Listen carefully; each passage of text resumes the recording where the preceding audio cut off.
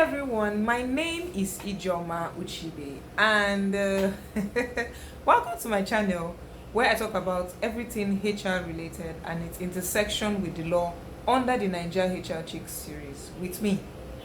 Today's topic is what happens when you get played. I know, it sounds very catchy, it sounds very funny, but it happened to me. You know, when you think that you have covered all your bases, you've done everything that needs to be done, you know all the tricks that employees can pull when they want to run late, when they want to attend that Owambe, but they are trying to tell you that they're having a running tummy. I see you boo. And all those little excuses that you can see through it. But for somehow, there's a part of you that is trying to be human. You just want to give the person the benefit of the doubt and just say, okay, maybe, just maybe, you know, this person is actually being honest about whatever it is they're doing or whatever it is they're saying. But in my own case, I'm going to tell you a story. I never thought I was actually going to get to the point where I would tell this story publicly. But if you're watching me and you can see this, sir, don't be angry with me, but I have to share. So I worked with this driver at some point. I'm not going to tell you the name of the company. Everyone who knows me would know this story. Close to me though. And let's just say I had to let him go. That was the very first time I ever had to fire someone. Thankfully, the driver was an independent contractor. It was like a fixed term contract of employment sort of situation, right? And let's just say he got along with every employee in the company. Everybody likes him. He was very neat. He dressed well. I had to tell people he was a graduate, he was a driver. People didn't even know. He wasn't like someone who had a higher role than what he was currently doing. So we got this new vehicle for him for the use of the office and all that. And guys, 3 months after, he started taking this vehicle home. Now I don't know whether on my part I trusted him too much, because I felt, okay, you have been given little, you've excelled in little, let us also give you much. I take my blame there. The first and rule I gave him was, okay, every day you're supposed to drop this key in my office before you go home. After a while, I became lax and gave over to a younger team member to say, okay, every day make sure this key is dropped with you. Now the thing with delegating sensitive tasks like this to younger team members is, two things can happen. They can either let the shoe drop because they have this civil service mentality. Yes, you can find that in private sector. I don't even want to name companies that have had to experience the same attitude with their employees, customer service. And you could find good ones that will actually take that job very seriously after you explain to them why they need to do that job. In this case, this younger team member didn't care. And I didn't bother to follow up because I felt I had handed over a task to this person. It behoves from them to give me an update to say, oh, what you asked me to do, this is the update on it. They never did. So one of my line managers stayed back in the office to work and on a hunch decided to go and check. And our car, ladies and gentlemen, was gone. Where to, I didn't know at the time. He calls me up and tries to ask me. In my characteristic HR manner, I'm thinking, oh, there's no way this person will try to take this car home, because that is me automatically terminating their contracts of employment, okay? So in my head, I'm thinking, please let it not be true.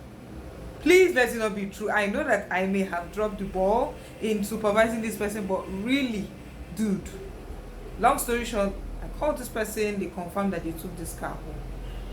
And there and then I knew that, okay, this is not something that just happened on a hunch or it's happened recently. It has been going on for a while.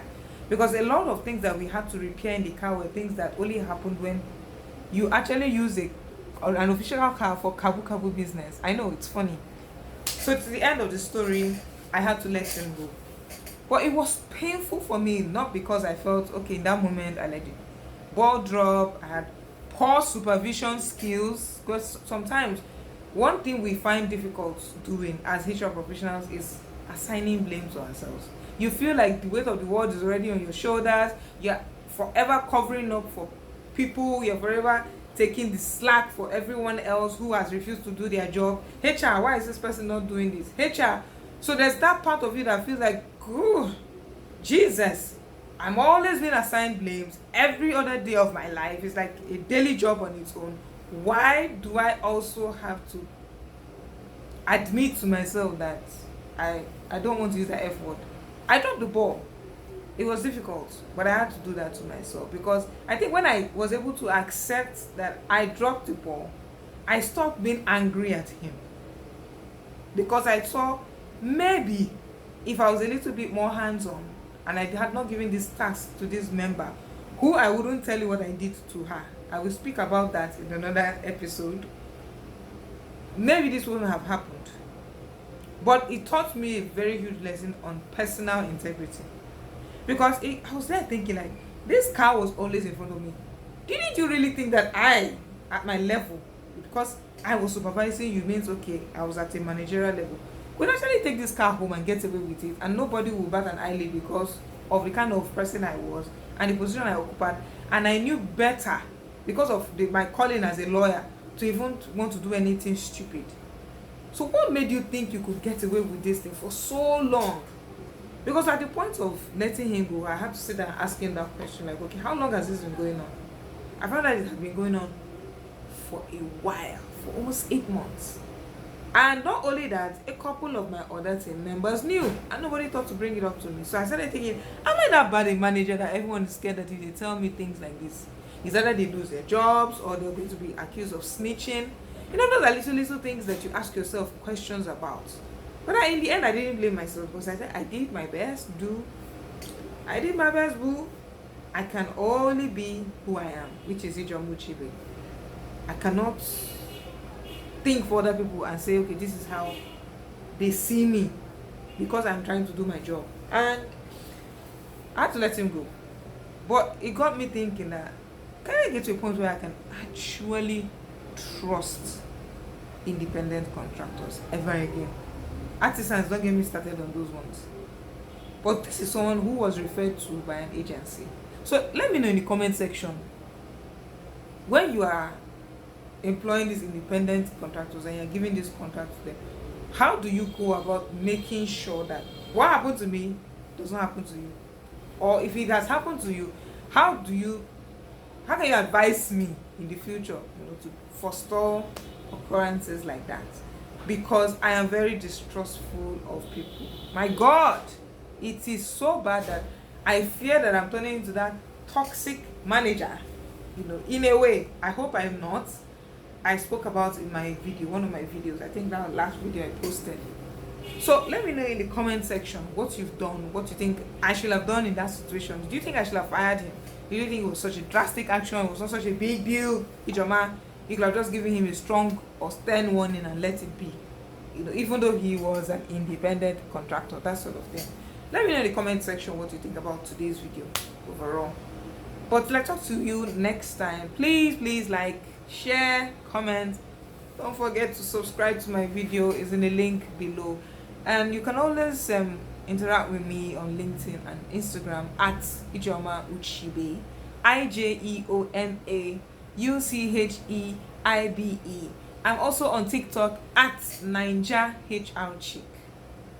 If I come your way next time, don't forget to stay safe, guys. Corona is still in town. Get a vaccine today. Bye.